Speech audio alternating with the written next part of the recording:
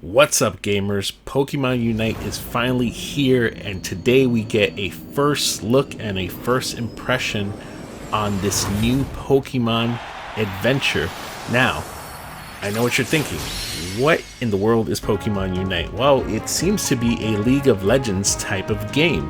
Now, initially, you set up like you normally would on your current Pokemon adventures, so you pick your character, you're going to select your character's face and what they look like and what they wear and all the normal stuff. But that's just the beginning, because after that, this is not like any regular Pokemon game. This is really like League of Legends, the Pokemon edition. And that's where things get really interesting, because that play dynamic is completely new to the Pokemon world. And so if you've never played League of Legends, well, you basically have 5-on-5 against each other, and those 5-on-5 are trying to get to each other's bases and complete goals. Now, Pokemon has a couple of twists to it, so we're going to get into that right away, starting now. After you complete a fairly robust yet quick tutorial that teaches you how to play the game and how to get around the map and what it means to use the characters and their powers, well, you're kind of ready to go, and they put you up against some bots immediately. But after you complete that first mission, you're kind of set. You're ready to hit the world and hit the ground running to take on players. And I will say, I was surprised the system was actually pretty functional. I didn't experience any problems trying to connect with players, which is surprising in this day and age. Now we get all types of problems and errors the first couple of days of the launch of a network type game, but this is Tencent behind it, so they deal with mobile games. They're used to dealing with flaky connections and games that are in all types of situations, all types of commutes, with things as fast as 5G to as slow as 3G. So if anyone can handle connectivity issues, it is definitely them. So fortunately, so far that has been pretty solid right out of the gate, and I've had the pleasure of playing several games without any disconnections of any kind. Now, like mobile games and a lot of games that are coming out reminiscent of like Call of Duty, things like that, you have the idea of a battle pass. You buy this battle pass, it gives you access to costumes and characters, it seems like, things to equip for your Pokemon that will allow you to rejuvenate health. So it looks like there's a lot of different selections, but there is that concept of in-app purchase. And I will say, I expect it to be pretty expensive because these games can be, but it seemed to be decently affordable. I mean, I spent $20 and I was able to use quote-unquote the premium gems to pick up about 3 or 4 characters that I really wanted to get under my belt. I wanted Greninja, I wanted Machamp, and I also wanted Scorbunny, and so like I was able to get through and pick those characters and buy them, and $20, not too bad. There's also a lot of bonuses that you pick up, like most mobile games, where you just jump on in. There's daily missions, there's welcome gifts, there's research, there's all types of things that you could do to kind of build out your team and your characters. Now look, I'm not a fan of gacha games. I do get addicted and I do spend the money, and so I try to avoid them. But I will say that I think the gacha system here is not really a gacha system. It's pretty fair, because you're not doing these blind rolls to get the characters you want. They're right up front available to you. It seems like you could use the currency that you build up during the game to purchase them, or you can use the premium currency. So if you want to fast forward and avoid grinding to get that, you can actually just buy the premium currency. And as you can see, they're pretty affordable. I mean, 460 premium gems here gets you a new character, and so I thought that was fair, especially for someone like me that doesn't have the time to run around and purchase them, or grind, should I say, to purchase these type of characters. So that being said, there are, I guess, unique versions of the Pokemon here. So you can get like Machamp, but there's also a, like, I don't know, I want to say like an Aloha version of Machamp. You know, you can do the same with most of these characters, and it seems like some of these premium versions, they're really just kind of a costume swap for the character. May have some extra benefits. Now, each of the characters has some special moves, and it looks like as you gain moves, just like in League of Legends, where as you level up, you become stronger.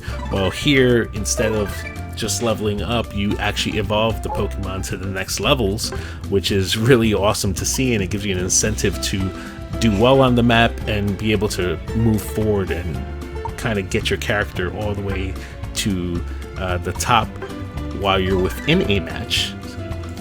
Like most multiplayer battle arena type games, you have your different classes that are, you know, between range and attacker and defense type, all rounded. So you'll need to decide what playstyle you want, and the only way really to do that, I think, is by playing with the characters. So I suggest you get at least a handful of them to play and find out what your style is. So I can expect them to release different types of characters, but at this point, it's enough talking about the game. Let me allow you to see a little bit of a walkthrough of what a match looks like, so this way you can get an idea of what you will be doing. I picked Cinderace for this match. You know, as you can see, it's standard loading times depending on your connectivity and the connectivity with other players, but like I said, no drop connections, which is great. So I played a bunch of matches. I didn't have any issues. Now, as you start the match, as you can see, they're about 10 minutes long. If you get all the points that you need, of course, it can end earlier, but this was my first time using Cinderace, and I kind of just, you know, was following what I knew from actually playing League of Legends a few times. Now, I'm not a League of Legends player, so I really was a little worried that I wouldn't be able to succeed in this game, but the way it seemed to work is as you move through the map, you can move through the top, the bottom, or the center of the map, and there are fodder Pokemon that you can attack to gain points. Now, once you collect these Pokeballs, like you see, you can take them and dump them in the opposing team's little warp areas, and in those warp areas, every time you dump those Pokemon balls, you decrease their health of those, I guess, areas. And once those areas drop, then the thing will collapse and you will, I guess, collect all the points for it. Now, if you get killed in the battle, then you'll lose points, and they have an opportunity, at least the opposing team has an opportunity, to pick up some of that aura that you leave behind. But as you can see here, I kind of drop some points there to score, and I'm trying to run through and beat these guys. Now, when you first start out, of course, you're not your fully evolved Pokemon, which is a little frustrating, so you don't basically deal out or dole out as much damage as you want. But as you continue to progress in the match, and you know, here you see I kind of leveled up. Boom, there it is. I've leveled up. I evolved. So my moves get a little stronger. I'm a little faster. You know, definitely look a little cooler. But the concept remains the same.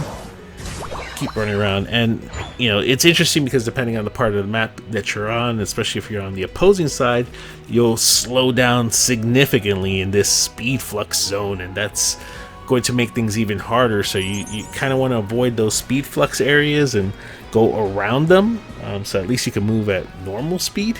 And then this way, once you get close to one of their goals, like you see the one above me, then you can pop on in, try to score your points. And the way you do that is, it's not instantaneous, so just getting there isn't going to do it for you.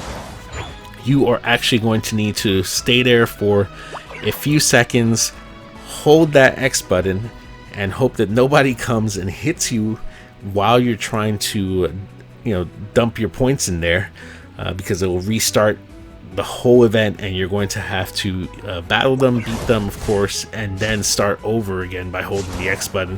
And it does take a few seconds, and so, you know, prepare for that. Don't think it's going to be instantaneous, that you'll walk there, kind of hang out, and then it'll automatically give you the points. Unfortunately, that's not how it works. Now, like I said, I'm not a huge MOBA fan, so it's definitely one of those things that I got bored quickly. But with Pokemon Unite, it was a great experience. I actually really enjoyed it. I found it really fun, and taking into account leveling your Pokemon to evolve them, and the move types that they get, and they even get ultimates. And so it is very much a fun, I'd say, approachable game for people that do not generally play MOBAs, but it does seem to have enough strategy and tactics for players that are deep into those type of games. And like I said, again, I am not, but I was doing okay here. In fact, in this game, I actually was the MVP, and so I don't know if that's because I was playing with a bunch of kids who were probably like 10, or if I was playing with a bunch of adults like myself. So you never know, but I would think that the fact that I was able to, at least without having much knowledge of the MOBA space and MOBA games, able to kind of pick this up, learn the concepts very quickly, and engage and be productive with my team and the other players, and be able to help and assist and play my type of game, right? Because you can be very aggressive, or you could be a little more tactical and stealth. You could be more of a support character or a more aggressive character. Like, there's a lot of strategy here that you have to take into account. Now, one of the things to also consider is if you do get killed, right, you're gonna have to respawn, and there is a time penalty attached to that, so it's not an instantaneous respawn.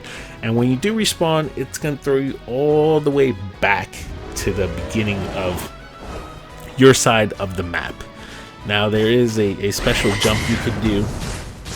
They'll get you a little further so you could catch up to where your teammates are, but again, that's a lot of time lost. So if you can avoid getting killed, run back to your base, one of your goal posts, because if you get to one of your goal areas, you'll start to regenerate health. And the good thing about that is if your enemy's chasing you, right, you can start to inflict damage on them from being inside of your goal area while you're collecting that extra health and replenishing your health, and they are not. And so it behooves them to kind of run away and regroup, or come back with more folks, because or else they're going to get killed and it's not going to be a successful run for them.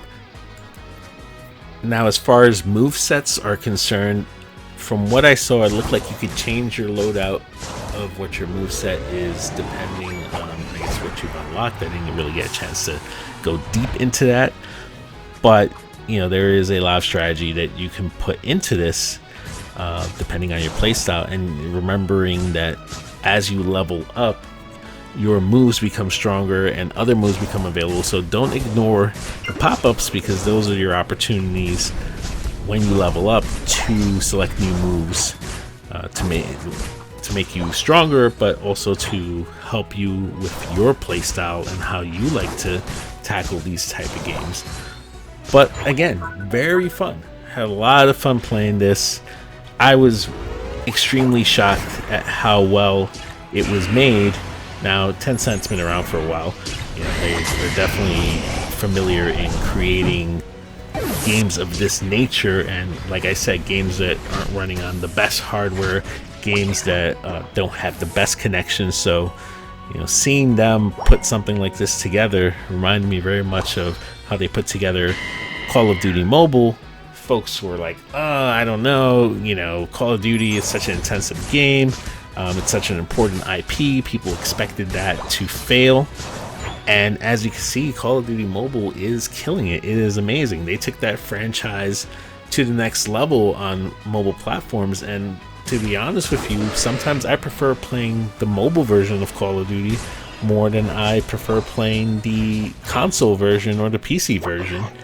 And I feel like they've done something similar, something special with the Pokemon brand. And you gotta remember, the Pokemon brand is special to a lot of people, so you have to take a lot of care when handling this franchise. And I think they've done an exceptional job at not hurting the look of the character, the feel of the characters, right?